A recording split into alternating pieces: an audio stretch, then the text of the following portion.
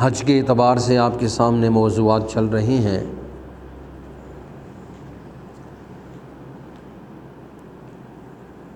حج اسلام کے 5 بنیادی ارکان میں سے ایک رکن ہے۔ نبی اکرم صلی اللہ علیہ وسلم نے فرمایا، جو شخص میری امت کا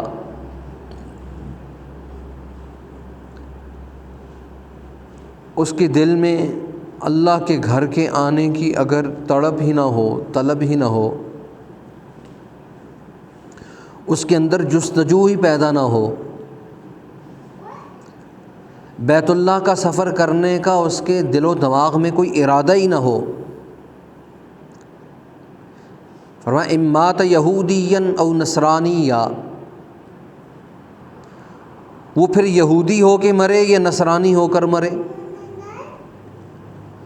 جس آدمی کے دل و دماغ میں اللہ کے گھر میں آنے کی تڑپ اور طلب ہی نہ ہو، حضور نے فرمایا اس کا پھر ہمارے ساتھ کیا تعلق؟ امات یہودیا او نصرانیا، وہ یہودی ہو کے مرے یا نصرانی ہو کے مرے۔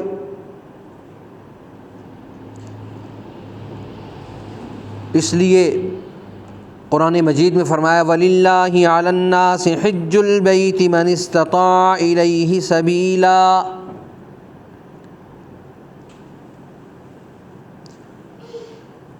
اور انسانوں کے لیے یہ ضروری ہے حج بیت اللہ کا ارادہ کریں، من استطاع الیہ سبیلا، جو اس کی استطاعت رکھتا ہو، جو اس کی طاقت رکھتا ہو۔ اس لیے فقہاء نے یہ کہا جو آدمی حج کی استطاعت اور طاقت رکھنے کے باوجود حج نہ کرے وہ فاسق اور گنہگار ہوتا ہے، اور جو شخص فرضیت حج کا انکار کر دے تو فقہاء نے کہا وہ تو دائرہ اسلام سے خارج ہو جاتا ہے، اس کا اسلام کے ساتھ کوئی تعلق ہی نہیں۔ اس لیے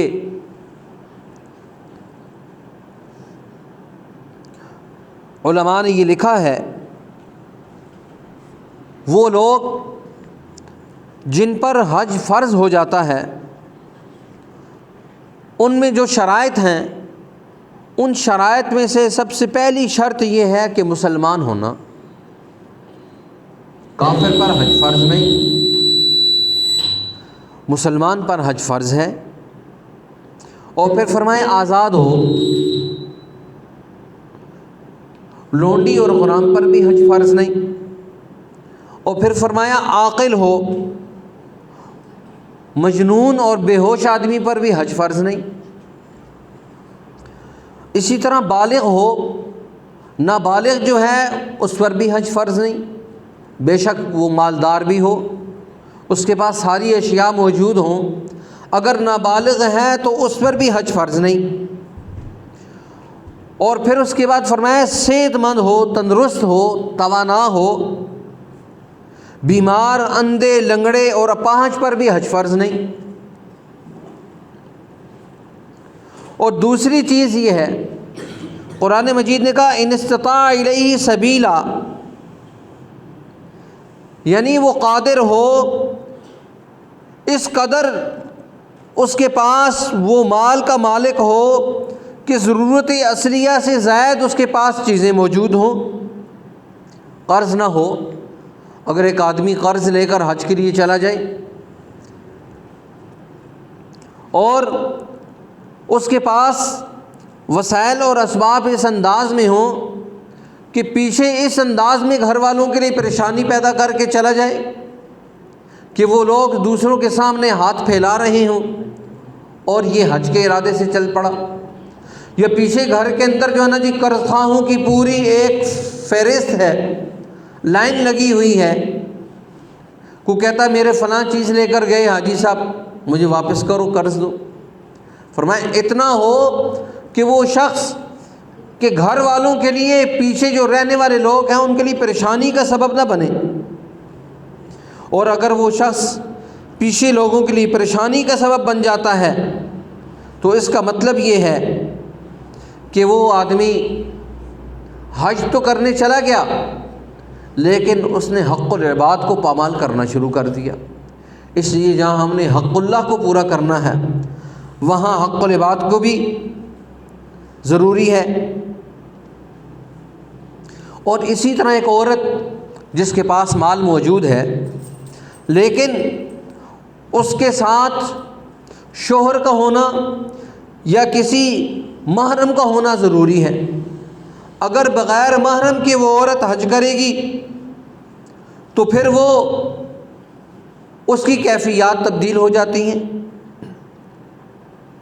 اور محرم کا بھی عاقل بالغ ہونا ضروری ہے، فاسق اور گنہگار نہ ہو، فاجر نہ ہو۔ قرآن مجید نے حکم یہ دیا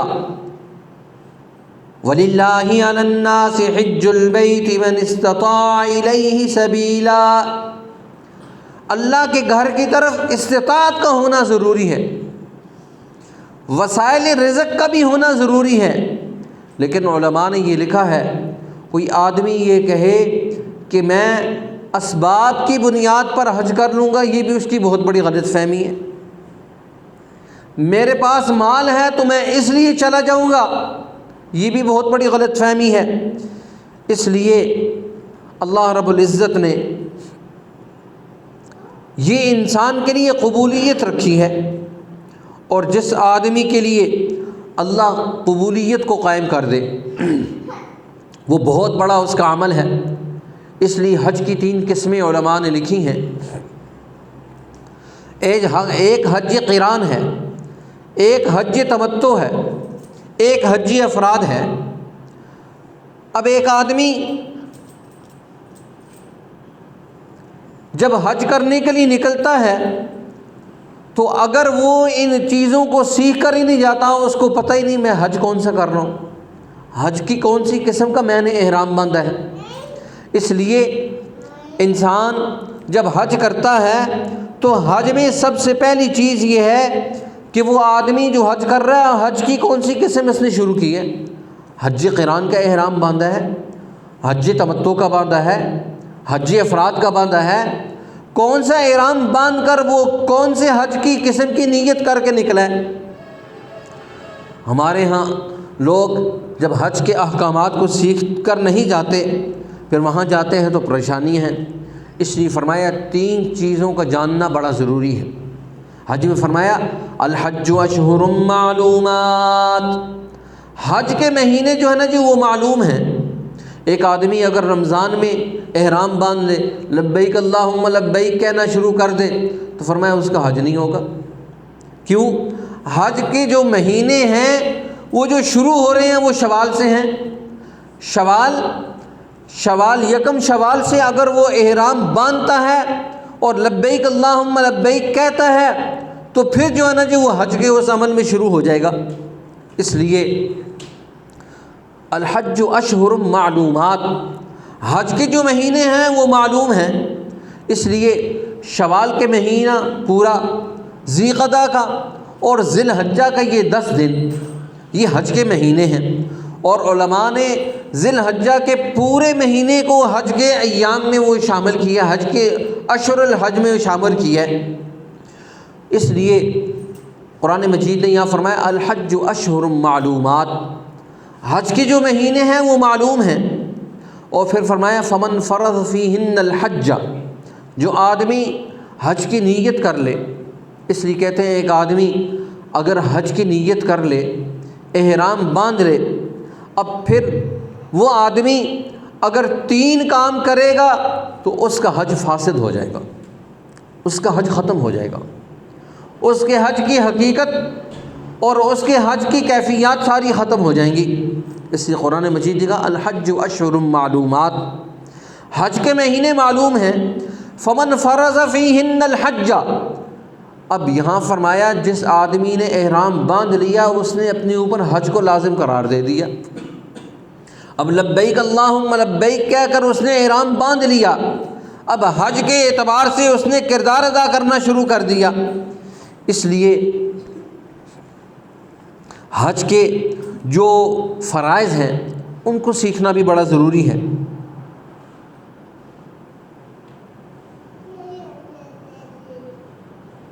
سب سے پہلی چیز جو ہے وہ حج میں احرام ہے۔ ایک آدمی اگر احرام کے بغیر حج کرے گا تو اس کا حج کوئی نہیں ہوگا۔ اس لیے مرد کے لیے یہ جب وہ احرام باندھ لے اس کے بعد مرد کے لیے یہ ضروری ہے کہ وہ اگر کوئی چیز بھی سلی ہوئی چیز پہنتا ہے حج کے دنوں میں تو اس کے لیے جو ہے نا جی وہ حج کا اختتام ہو جائے گا۔ کوئی ایک چیز بھی سلی ہوئی پہن لے گا تو حج کا اختتام ہو جائے گا۔ اس لیے عورت کو یہ حکم دیا کہ وہ سلے ہوئے کپڑے پہن سکتی ہے، لیکن اس کے لیے بھی ضروری یہ ہے کہ وہ چہرے پر اس کا کپڑا نہ ہو، چہرہ پورا واضح ہو۔ اب دیکھیں شریعت تو پردے کا حکم دیتی ہے، حج میں شریعت نے کیسے کہا کہ چہرہ ننگا کر لو؟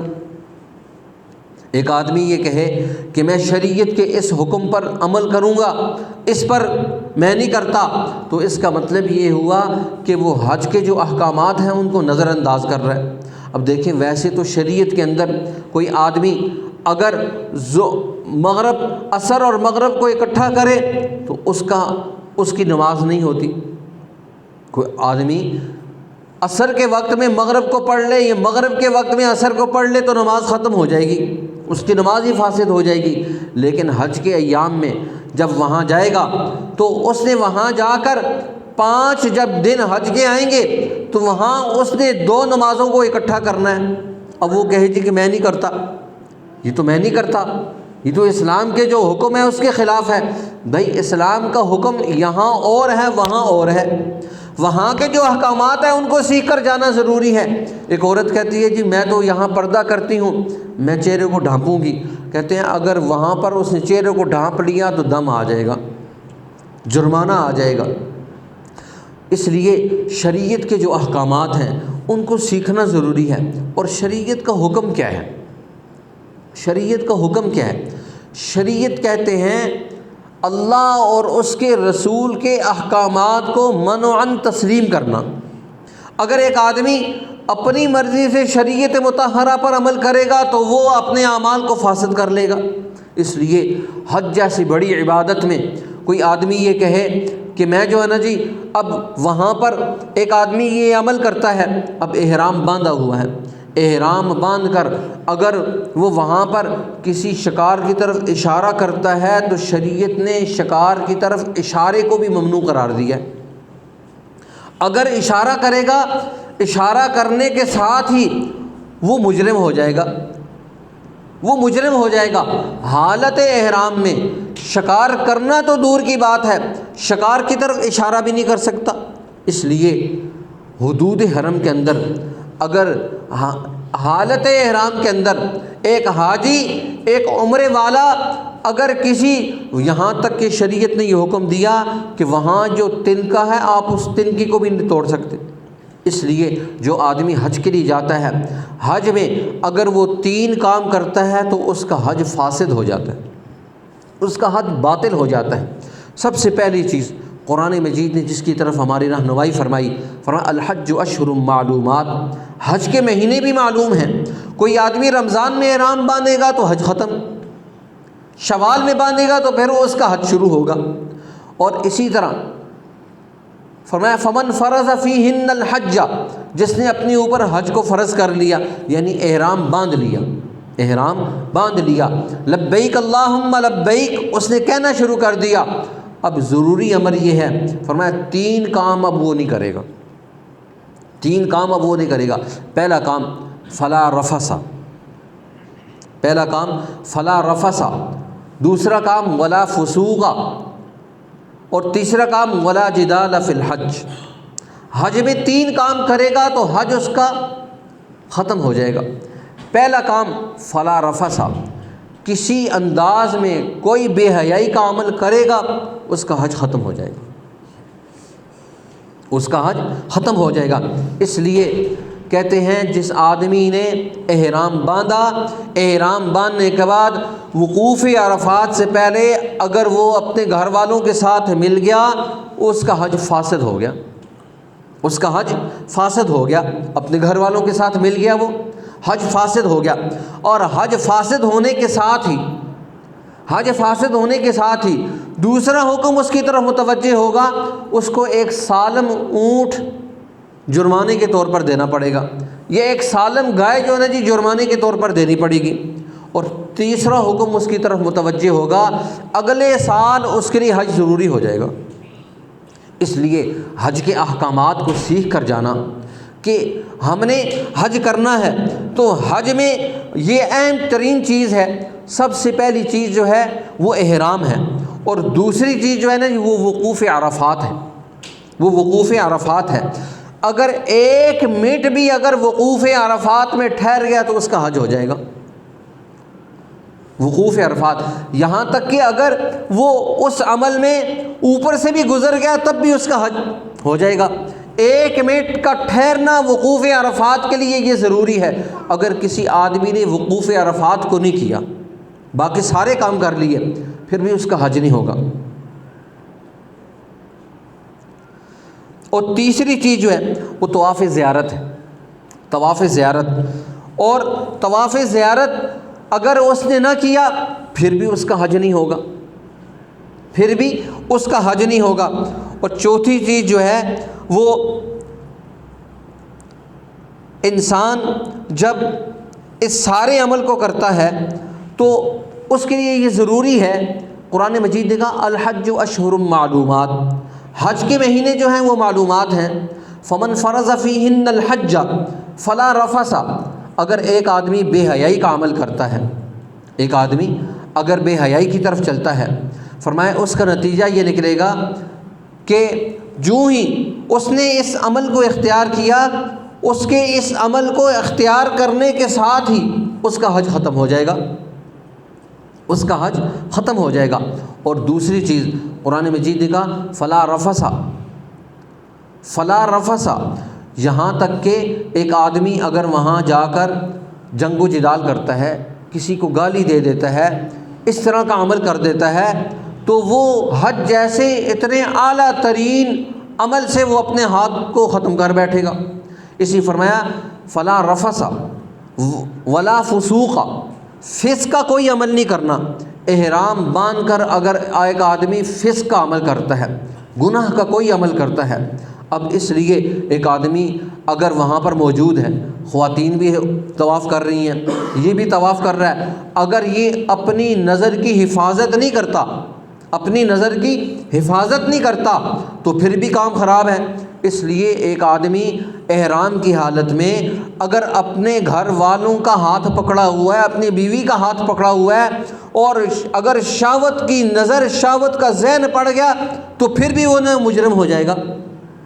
اس لیے فلا رفث ولا فسوق، فسق کا کوئی عمل کرنا، گناہ کا کوئی عمل کرنا جس کی وجہ سے اس کا حج باطل ہو جائے، یہ دوسری چیز ہے۔ اور تیسری چیز جس کی وجہ سے ایک آدمی کا حج باطل ہو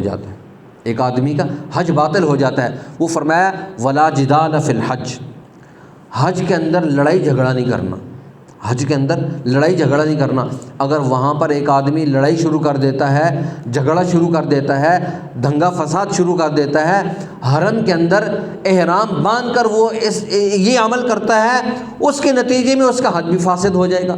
اس لیے یہ تین اعمال ایسے ہیں جو انسان کے حج مقبول کو حج مردود بنا دیتے ہیں، حج غیر مقبول ہو جاتا ہے۔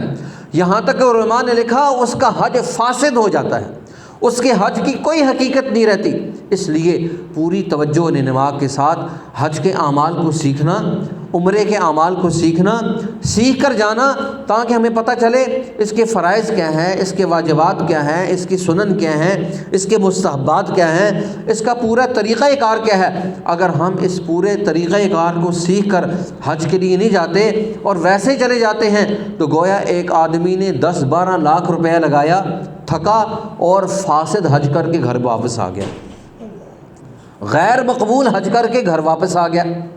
اب غیر مقبول حج کر کے جب گھر واپس آ گیا تو اس کے حج کی کیا حقیقت رہے گی، کیا ماہیت رہے گی؟ اس لیے ایک کیفیت تو ایسی آتی ہے، اگر ایک آدمی حج کے اندر وہ عمل کر لے، علماء نے لکھا ہے اس کی بیوی اس پر طلاق ہو جاتی ہے، اس کی بیوی انشاءاللہ آئندہ جمعہ میں اس کے بارے میں گفتگو ہوگی، وہ کون سا عمل ہے جس کی وجہ سے حج میں وہ عمل کرنے سے اس کی بیوی اس کا حرام ہو جاتی ہے۔ اللہ مجھے اور آپ کو حج کے اعمال کو سیکھ کر اپنی زندگی کو بنانے کی توفیق نصیب فرمائے۔ وآخر دعوانا الحمدللہ رب العالمین۔